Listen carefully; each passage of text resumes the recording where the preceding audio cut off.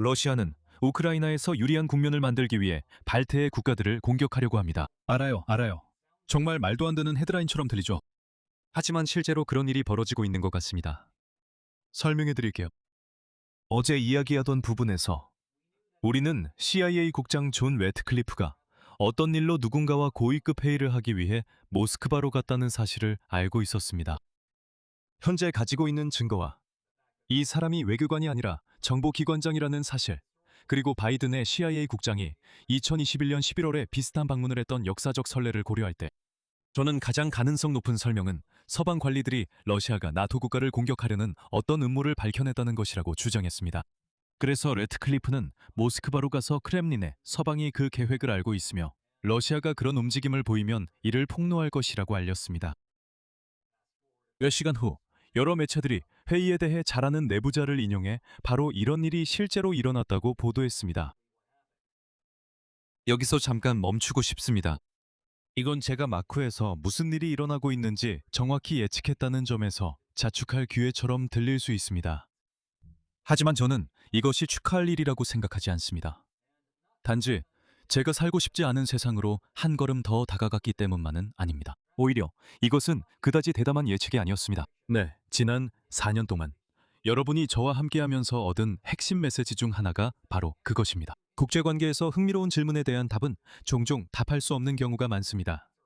그리고 그 반대라고 말하는 전문가들은 자신에게 거짓말을 하거나 여러분에게 거짓말을 하는 것입니다. 그리고 그것은 우리가 키보드 워리어인 우리가 멍청해서가 아닙니다. 이것은 구조적인 문제입니다. 만약 우리가 이런 질문들에 대한 답을 알고 있다면, 그렇다면 분명히 정책 기반자들도 이런 질문들에 대한 답을 알고 있을 것입니다. 그래서 우리는 이런 질문들이 대중적인 대화의 일부가 되는 지점에 결코 도달하지 못했을 것입니다. 정책 기반자들이 이미 그 문제를 해결했을 것이기 때문입니다. 아이러니하게도 정보기관 수장의 모스크바 비밀 임무는 그 범주에 속하지 않았습니다. CIA 국장이 그곳에서 할 수 있는 일은 한정되어 있습니다. 그리고 지난 몇 주간 정보 유출을 지켜봤다면 퍼즐 조각을 맞추는 것은 어렵지 않았습니다.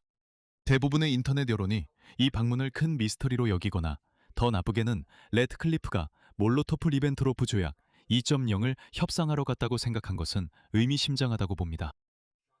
놀랍게도 인터넷이 근거 없는 음모론에 빠질 때마다 모두가 말도 안 되는 대화에 휘말려 시간을 낭비하게 됩니다. 지금 제가 승리의 기쁨을 만끽하는 것처럼 들릴 수도 있지만 여기에는 제 개인적인 자만심과는 전혀 상관없는 중요한 요점이 있습니다. 그 생각을 잠시만 간직하세요. 이제 신문을 펼쳐서 그 회의의 구체적인 내용에 대해 더 알아보겠습니다. 아니요.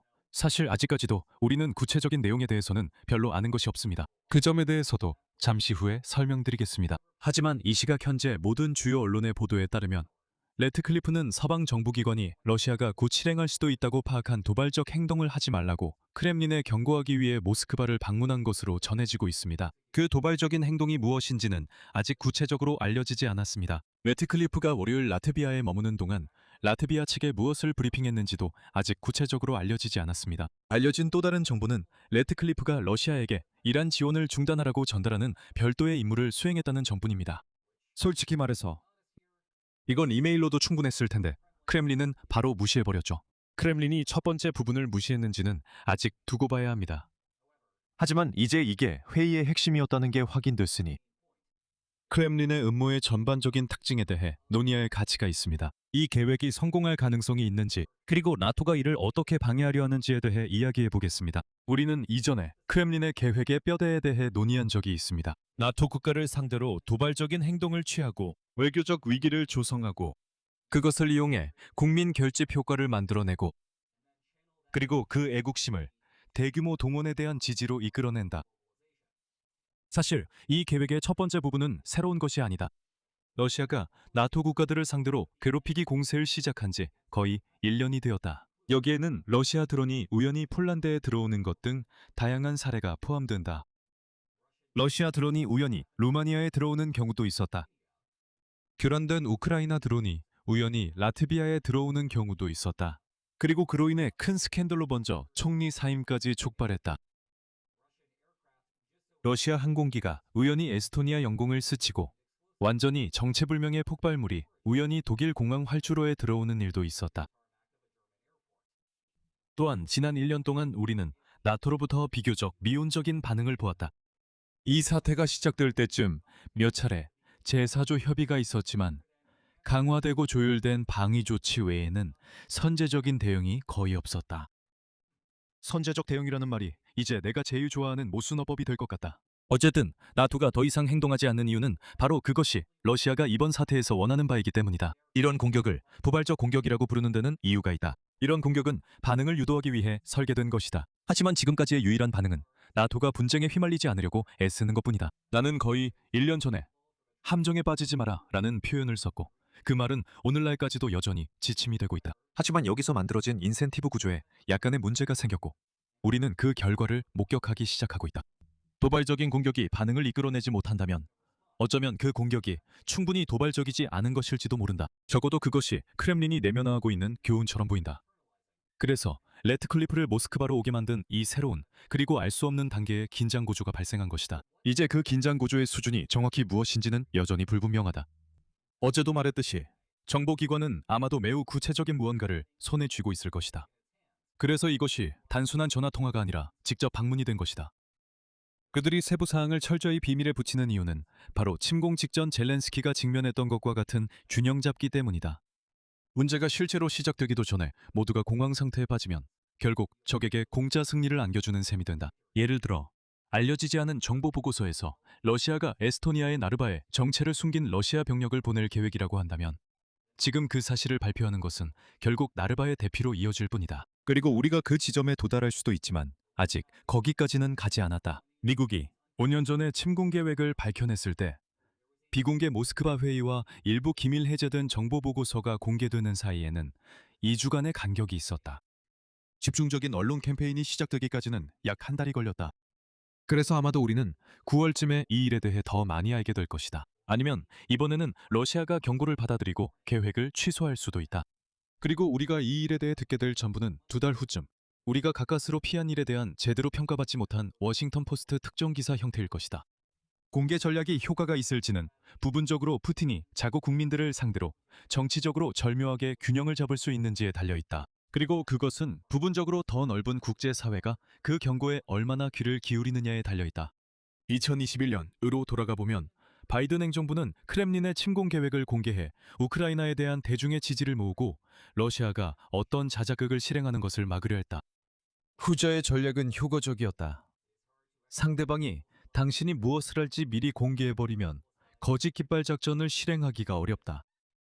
하지만 다시 생각해보면 범인들이 심카드와 심제 게임의 차이도 모를 정도였으니 그 부분은 필요 없었을지도 모른다.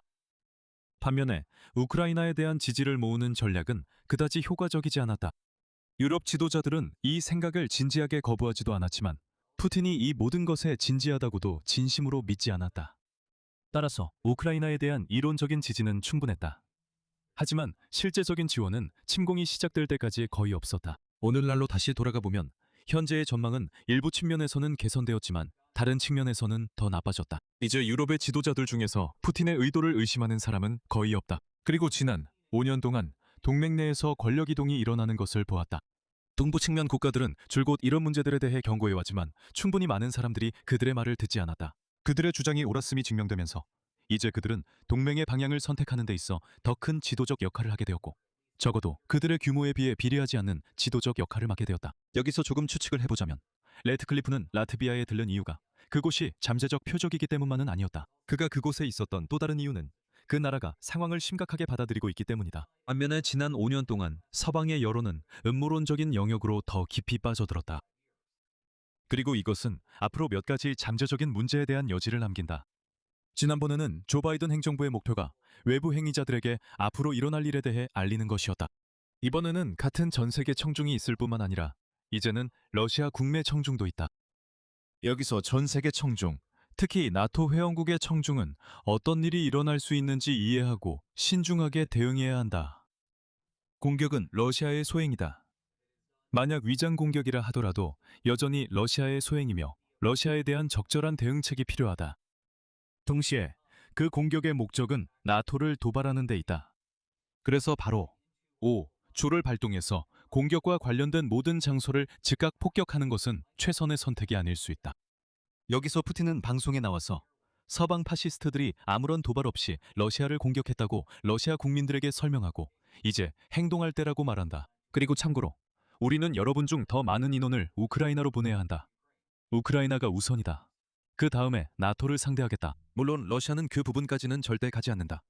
왜냐하면 그건 나쁜 생각이기 때문이다. 하지만 블라디미르 푸틴은 더 많은 병력을 우크라이나로 이동시킴으로써 원하는 것을 얻는다. 게다가 그는 그 부분을 굳이 소리내어 말할 필요도 없다. 러시아의 서부 국경을 강화하기 위해 추가 동원이 필요하다고만 말하면 된다. 그리고 실제로 3만 명의 병사가 그쪽으로 이동할 수도 있다. 하지만 그 다음에는 30만 명 이 나침반을 잘못 맞춰서 우크라이나에 도착하게 된다. 이런 국제 무대에서는 나토가 미리 대응을 조율함으로써 이런 상황에 대처할 수 있다. 어쩌면 진짜로 5조가 발동될 수도 있다. 하지만 그 다음에는 북대서양 지역의 안보를 회복하기 위해 필요한 조치로 남아있는 모든 ATACMS 로켓을 우크라이나에 제공하는 것이다. 만약 나토가 새로운 전선을 만들지 않는다면 푸틴이 동원이 필요하다고 주장하기가 훨씬 더 어려워진다. 또한 국제 무대에서 중국과 인도와 같은 국가들이 상황을 인식하는 것도 중요하다. 두 나라 모두 전쟁을 방관하면서 여전히 많은 돈을 벌고 있다. 하지만 두 나라 모두 유럽과 러시아 간의 강대국 전쟁 가능성을 특별히 달가워하지는 않는다. 사실 그 시점이 되면 유럽이 러시아 연방 항구에서 나가는 모든 러시아산 석유를 차단할 것이기 때문에 두 나라 모두 더 이상 전쟁으로 많은 돈을 벌 수 없게 된다. 나는 미국 정보 당국자들이 현재 그 두 나라의 상대 당국자들에게 상황에 대해 브리핑하고 있을 것이라고 본다. 비록 우리가 이에 대해 듣지 못하는 이유는 두 나라 모두의 고위급 방문이 이루어지지 않고 있기 때문이다. 참고로 그녀는 다음 달에 미국을 방문할 예정이다. 그리고 이제 우리는 러시아 국내 대중에 대해 이야기하게 된다. 그들도 사전에 무슨 일이 일어나고 있는지 알아야 한다. 왜냐하면 그들과 서방 사이에는 공통의 이해관계가 있기 때문이다. 푸틴은 우리를 공격하기 위해 당신을 이용하고 있다. 그리고 우리는 이용하다라는 단어의 두 가지 의미 모두에서 당신을 이용하고 있다는 뜻이다. 그러니 동원에 저항하고 나라를 떠나고 혁명을 일으키든 뭐든 하라. 단지 그의 게임에 놀아나지 마라. 여기서 중요한 점은 크렘린이 러시아의 국내 언론을 통제하고 있다는 것이다. 북한 같은 나라만큼 심각하진 않지만 정부가 서사를 통제할 수 있다. 그 문제를 극복하려면 이 사건이 전 세계적인 뉴스가 되어야 하고 그래야 러시아의 언론 장벽을 뚫고 사회 전반에 퍼질 수 있다. 음모론이 이 목록 전체에 걸쳐 어떻게 문제를 일으키고 있는지 볼 수 있다. 많은 사람들이 미국 정보기관의 보고서를 의미 없는 것으로 취급한다면 심지어 유럽 정보기관들이 여러 부분을 뒷받침하고 있어도 그 이야기는 묻혀버린다. 그것은 러시아 사회 전체에 퍼지지 않는다. 억제력이 사라진다. 공격은 실제로 일어나고 음모론의 물결은 점점 더 커진다. 그리고 반대 방향으로는 일부는 더 강력한 대응 조치를 요구하는데 결국 그것이 크렘린의 손에 놀아나는 결과가 된다. 이것은 냉전 종식 이후 서방이 겪은 최악의 안보 위기입니다. 이것은 부시 행정부 시절에 일어났던 모든 일을 능가합니다. 왜냐하면 상대의 힘이 핵무기이고 그 표적이 전체 연합이기 때문입니다. 이것은 이미 우크라이나로 인해 긴장이 고조된 안보 환경 속에서 벌어지고 있습니다. 그리고 연합은 이를 해결할 시간이 몇 주, 아니면 길어야 몇 달밖에 없습니다. 한편, 여러분이 궁금한 점이 있다면 지오포리틱스 헬프라인에서 질문하실 수 있습니다. 제 보조 채널에서 제공하는 전체 아카이브도 여기에서 확인하실 수 있습니다. 오늘 영상이 재미있으셨다면 좋아요와 공유, 구독 부탁드리고 내일 다시 뵙겠습니다. 몸 조심하세요.